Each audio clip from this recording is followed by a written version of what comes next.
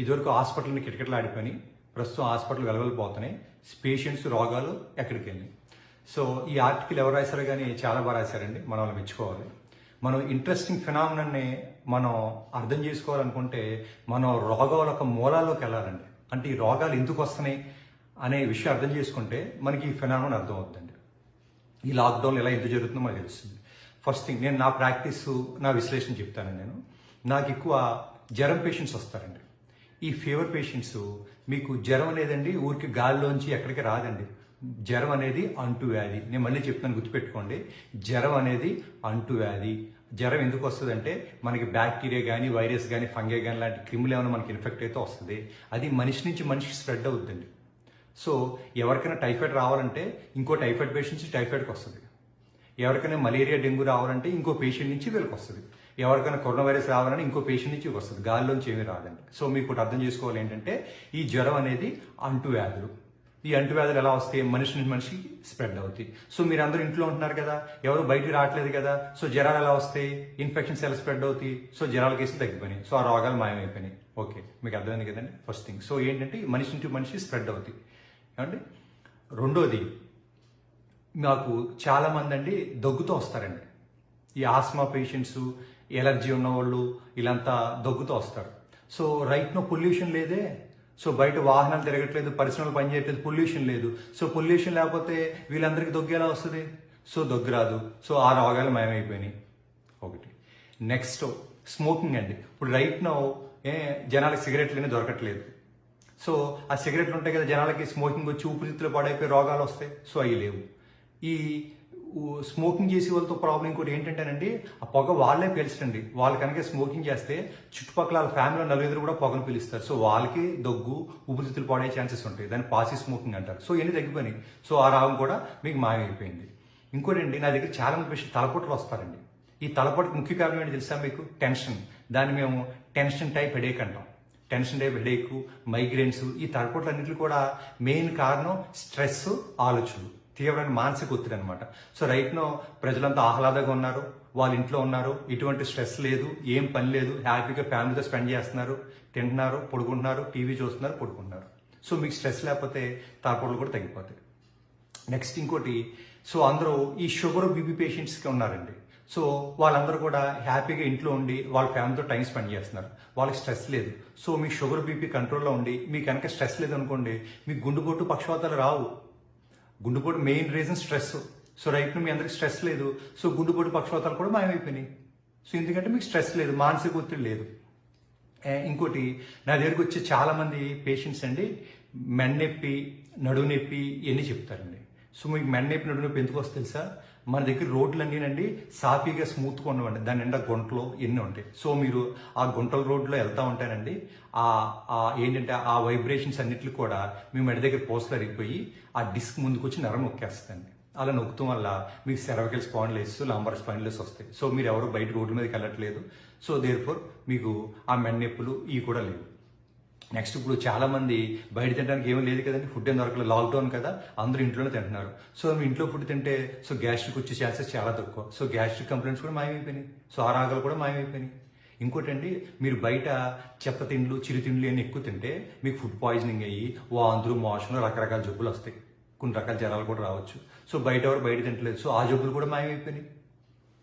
Next ఏమండి, so బయట traffic లేదు, ట్రాఫిక్ లేకపోతే యాక్సిడెంట్లు ఎక్కడ ఉంటాయండి? మీకు యాక్సిడెంట్ లేకపోతే మీకు ఎవరికైనా కాలు చేయండి గడుగురుకుంటే తలెంత పగలు కొట్టుకుంటారు. సో ఆ జబ్బులు కూడా మాయమైపోయినాయి. ప్రస్తుతం మందు అరగట్లేదు. మీకు మందు అరగపట్టే ఈ చాలా యాక్సిడెంట్స్కి మందు కారణం అండి. మీరు ఎవరైనా చూసుకోండి, ఇద్దరు లారీలు ఎదురుకుండా వచ్చిన యాక్సిడెంట్ అవ్వబోతున్నా కూడా వాళ్ళిద్దరూ మద్యం ఇన్ఫ్లుయెన్స్లో లేకపోతే యాక్సిడెంట్ తప్పించుకుంటారండి. కానీ వాళ్ళకని మద్యం తాగకుండా డెఫినెట్గా యాక్సిడెంట్ అయిపోతుంది. బికాజ్ వాళ్ళకి నర్వస్ కంట్రోల్ ఉండదు. సో మద్యం లేకపోతే యాక్సిడెంట్ లేకపోతే కేసులు మాయమైపోయినాయి, రోగాలు మాయమైపోయినాయి. సో ఎముకలు ఇరిగిపోతాలు, తల పగిలిపోతాలు, సో ఇలా ఎన్నో ఉండవు కదా. సో అలా రోగాలు మాయమైపోయినాయి. నెక్స్ట్, ఆల్కహాల్ వల్ల చాలా మంది గ్యాస్ట్రిక్ సమస్యలు, వేరే కారణాలు చాలా వస్తాయండి. ఆల్కహాల్ మొత్తం బాడీ అంతా పాడు చేస్తుంది. సో నరాలను పాడు చేస్తుంది, మీ గుండెను పాడు చేస్తుంది, లివర్ను పాడు చేస్తుంది. సో మందు దొరకట్లేదు. సో ఆ జబ్బులు కూడా మాయమైపోయినాయి.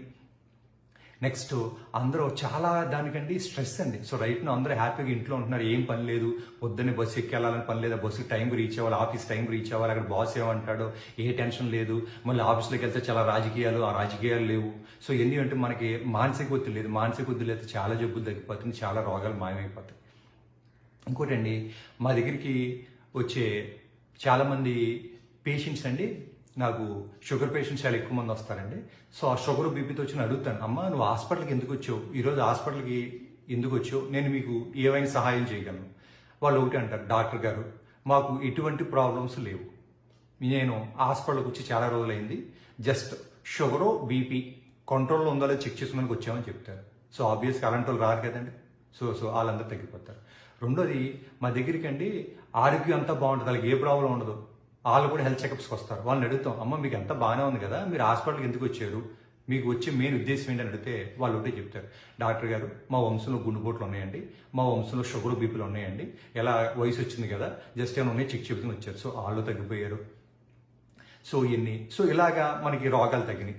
రెండోది, ఆర్టికల్ ఆయన రాసింది ఏంటంటే మనకి ఈ శ్మశాన వాటికలు ఉంటాయి కదండి, దాంట్లో ఈ డెప్త్ ఈ మరణాలు కూడా తగ్గిపోయినాయి. సో ఎలా తగ్గిపోయినాయి అంటారు. వెరీ గుడ్ క్వశ్చన్ అండి. మీకు మరణాలు తగ్గుతానికి ముఖ్య కారణం ఏంటి చెప్పను. నేను చెప్పే స్టాటిస్టిక్స్ చాలా జాగ్రత్తగా అండి. లాస్ట్ ఇయర్ ప్రపంచవ్యాప్తంగా, ఇండియాలో కాదండి ప్రపంచవ్యాప్తంగా జస్ట్ జ్వరం, జలుబు, దగ్గు వచ్చి 27 లక్షల మంది చచ్చిపోయారండి. జస్ట్ జ్వరం, జలుబు, దగ్గు వచ్చి ప్రపంచవ్యాప్తంగా 27 లక్షల మంది చచ్చిపోయారు లాస్ట్ ఇయర్. సో మీరు ఇంట్లోంటి మరణాలు ఎక్కడ ఉంటే ఉండవు కదా. ఇప్పుడు వైరస్ స్ప్రెడ్ అవ్వాలంటే, మనిషి నుంచి మనిషి స్ప్రెడ్ అవ్వాలంటే మీరు బయటికి వెళ్తారుగా వైరస్ వచ్చేది, ఇంట్లో ఉంటే రాదు కదా. మనది ఏంటంటే చాలా కనెక్టెడ్ వరల్డ్ అండి. ఇప్పుడు ఫర్ ఎగ్జాంపుల్ విదేశీ నుంచి ఒక కుర్రోడు వస్తారు, అక్కడ చదువుకుంటున్నాడు, అక్కడి నుంచి ఏదో వైరస్ పట్టుకొస్తే ఊర్లోకి వచ్చిన వాళ్ళు చుట్టాలందరూ చూస్తానికి వెళ్తారు. సో వైరస్ వాళ్ళకి కూడా స్ప్రెడ్ అవుతుంది. సో వాళ్ళకి జ్వరాలు, జలుబు, దగ్గులు వస్తాయి. కరోనా వైరసే కాదండి, చాలా రకాల వైరస్లు ఉన్నాయి, 200 రకాల వైరస్లు ఉన్నాయి. జ్వరం, జలుబు, దగ్గు కాస్ట్ చేసి మనకు తెలియని వైరస్లు ఎన్ని ఉన్నాయో. సో ఏమవుద్ది, ఆ వైరస్ నుంచి ఊళ్ళో పడేస్తారు, ఊళ్ళో స్ప్రెడ్ అవుద్ది. సో దాంట్లో ఏమవుద్ది, బలంగా ఉన్న వాళ్ళు, రోగం సిగ్గుబాన వాళ్ళు అందరూ ఏమవుదు, జస్ట్ వాళ్ళకి జ్వరం, జలుబు, దగ్గు వచ్చి తగ్గిపోద్ది. ఈ వీక్గా ఉంటారు కదండి, ముసలోళ్ళు, వీక్గా ఉన్నవాళ్ళు, రోగం శక్తి తక్కువ ఉన్న వాళ్ళు, వీళ్ళందరికీ ప్రాణాపాయం అయిపోద్ది. సో మరణాలు తగ్గిపోయినాయి కదా. సో అలాగే లేవు. నెక్స్ట్, యాక్సిడెంట్స్ లేవు కదండి, బయట వాళ్ళు యాక్సిడెంట్స్ లేకపోతే మరణాలు తగ్గిపోతాయి కదా. సో యాక్సిడెంట్స్ లేవు, సో దానివల్ల కొన్ని మరణాలు తగ్గినాయి. నెక్స్ట్, ఎక్కడ మర్డర్స్ లేవు, బయటకు వస్తాను కదా హత్యలు చేసేది, సో అవి తగ్గిపోయినాయి. నెక్స్ట్, సూసైడ్స్ అండి. చాలా మంది అండి పురుగుల మందు తాగుతూ సూసైడ్ అటెంప్ట్స్ చాలా కేసులు వస్తాయి హాస్పిటల్కి. సో సూసైడ్ కూడా తగ్గిపోయింది. ఎందుకంటే మనం అంతా మన ఫ్యామిలీ మెంబర్స్ తక్కువ ఉంటే ఒత్తిడి తక్కువ ఉంటుంది. నిజంగా ఎవరైనా డిప్రెషన్ ఉన్నా, మానసిక ఒత్తిడిలో ఉన్నా, వాళ్ళ ఫ్యామిలీస్ పసిపెట్టి ఏంటి అలా ఉన్నాయంటే వాళ్ళతో నోరు విప్పి మనసు విప్పి మాట్లాడతారు. అవి మాట్లాడితే వాళ్ళకున్న ఒత్తిడి తగ్గిపోతే సూసైడ్స్ కూడా చేసుకోరండి. చాలా మంది సూసైడ్స్ పక్కన కనుక మనిషి ఉంటే వాళ్ళకి ఆ థాట్స్ కూడా ఉండవు. సో దానివల్ల ఏంటంటే సూసైడ్స్ తగ్గిపోయినాయి. నెక్స్ట్, అందరికీ ఆరోగ్యం బాగుంది కదండి. ఇప్పుడు చాలా మందికి గుండెపోటు, పక్షవాతం ఎందుకు వస్తే తెలుసా, ఒత్తిడి, ఒక రకమైన స్ట్రెస్, ఒక రకమైన ఆలోచనలు, మానసిక ఒత్తిడి ఉంటాయి. సో ఒత్తిడి లేకపోతే అవి కూడా కంట్రోల్ అయిపోయినాయి. సో దీన్ని బట్టి మనకు అర్థమైంది ఏంటంటే, మన ఈ రోగాల మూల అర్థం చేసుకుంటే జబ్బుల బారిన పడకుండా మనం కాపాడగలుగుతాం. మనం చూస్తుంటే లాక్డౌన్ మీరు ఆలోచించారో లేదో, మనం 100 సంవత్సరాల క్రితం మన తాతలు ఎలా బతికారో అలా బతుకుతున్నాం ఇప్పుడు. ఇదివరకు మన తాతలు ఎలా బతికారు, మ్యాక్సిమం కనెక్షన్స్ ఉంటే ఒక విలేజ్, 2 విలేజ్, 3 విలేజ్ కనెక్షన్ ఉండి, వాళ్ళు ఒక ఊరు నుంచి ఇంకో ఊరికి వెళ్ళాలంటే నడిచి వెళ్ళాలండి, ఏటుగొట్టు పట్టుకుని నడుచుకుంటే వెళ్ళేవారు. సో ఎవరికి బండిలు లేవు, కొంతమందికి ఎడ్ల బండ్లు ఉండి. సో మీకు అర్థమైందా. సో ఏదన్నా వైరస్ వచ్చినా, ఇన్ఫెక్షన్ వచ్చినా స్ప్రెడ్ అవుతుంది చాలా తక్కువ. మీకు అర్థమైంది, ఒక ఊరి నుంచి నడిచి వెళ్ళాలి, పెద్ద దూరం వెళ్ళలేరు వాళ్ళు. సో ఇప్పుడు అలా కాదండి, నేను దగ్గరికి వస్తారు, పేషెంట్ వస్తారు, వచ్చి నేను మీ కంప్లైంట్ అంటే జ్వరం, జలుబు, దగ్గు అని చెప్తారు. ఏంటో మీరంటే, నేను కర్ణాటక వెళ్ళానండి, అది పెళ్లికి వెళ్ళాక వచ్చిందంట. సో అక్కడ నుంచి వైరస్ అంటించుకొచ్చారు, వచ్చిన తర్వాత ఊళ్ళో అందరికి స్ప్రెడ్ చేస్తారు. సో ఇలాగా ఎక్కువ స్ప్రెడ్ అవుతాయి అనమాట ఈ అంటువ్యాధులని. సో వాటి నుంచి ఆ రోగాలు, ఆ మరణాలు కూడా తగ్గిపోయినాయి. నెక్స్ట్ ఇంకోటి అంటే, నేను మీడియాలో చూసింది ఏంటంటే, మమ్మల్ని డాక్టర్ని మీరంతా ఫ్రంట్ లైన్ డాక్టర్స్ అంటున్నారు. నన్ను అడిగితే చాలా తప్పండి, మేము ఫ్రంట్ లైన్ కాదండి, మేము లాస్ట్ లైన్. ఫ్రంట్ లైన్ ఎవరంటే మీరు ఫ్రంట్ లైన్. ఎందుకంటేనండి, మీరు మీ బాడీని ఒక దేవాలయంలో చూసుకుని, ఒక టెంపుల్లో చూసుకుని, మీరు దాన్ని పాడవకుండా, బయట చెత్త తిండ్లు తినకుండా, లావ్ అవ్వకుండా, రోజు ఎక్సర్సైజ్ చేసుకుంటే ఎటువంటి జబ్బులు రావండి. సో మీకు జబ్బులు రాకపోతే డాక్టర్ల అవసరం కూడా ఉండదు. మీరు అలా కాకుండా ఒకవేళ కరంకాలి ఏమైనా జ్వరం బయట తిరిగి ఆ ఫంక్షన్ ఈ ఫంక్షన్కి వెళ్ళి అక్కడెక్కడ చెత్త చిరుతిండ్లు అని తినేసి మీరు జబ్బులు పట్టుకొస్తే మేము లాస్ట్ లైన్. మీకు ఏదో కరంకాలి జబ్బులు వస్తే వాటిలో రోగం ఏం చేస్తానికి మేము ఉండేది లాస్ట్ లైన్ అండి, మేము ఉన్నది చివరి ప్రయత్నం. అంతేగానేసి మీ ఫ్రంట్ లైన్ కాదండి. సో అంతా మీ చేతిలో ఉంది. సో మీరు జాగ్రత్తగా మీ బాడీని కనుక ఒక దేవాలయంలో చూసుకుని మీరు మంచి ఆహారం తిని రోజు వ్యాయామం చేసుకుని బరువు పెరగకుండా మీరు బయట ఎక్కువ తిరగకుండా ఉంటే సో ఈ రోగాలు ఎప్పటిలాగా ఎప్పుడు ఉండదు, మీరు హాస్పిటల్కి వచ్చే ఛాన్సెస్ కూడా ఉండదు. మాకు డాక్టర్లు కూడా చాలా వర్క్ లోడ్ తగ్గుతుందండి. ఇదివరకండి నేను రోజు 14 గంటలు పనిచేస్తున్నాను హాస్పిటల్లో. నాకే చాలా ఒత్తిడి ఉండేదండి. నాకు మా ఫ్యామిలీ మెంబర్స్ మాట్లాడతానికి ఉండదు, మా అబ్బాయిని చూసుకున్నాను కూడా ఉండేది కాదు. అలాంటిది ఇప్పుడు రైట్నో ఈ రోగాలు ఈ పేషెంట్స్ తగ్గుతాం వల్ల ఓన్లీ ఎమర్జెన్సీస్ ఒకటే చూస్తున్నామండి.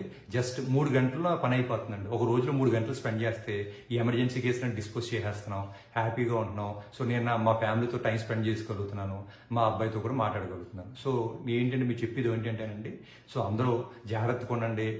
ఈ లాక్డౌన్లో మనం పాటించే చాలా విషయాలు కూడా మనం చాలా నేర్చుకోవాలి. అవన్నీ కూడా మీరు ఫ్యూచర్లో పాటిస్తే మీరు రోగాలను బాధపడకుండా ఉంటారు అని ఈ వీడియో ముఖ్య ఉద్దేశం అండి. Thank you.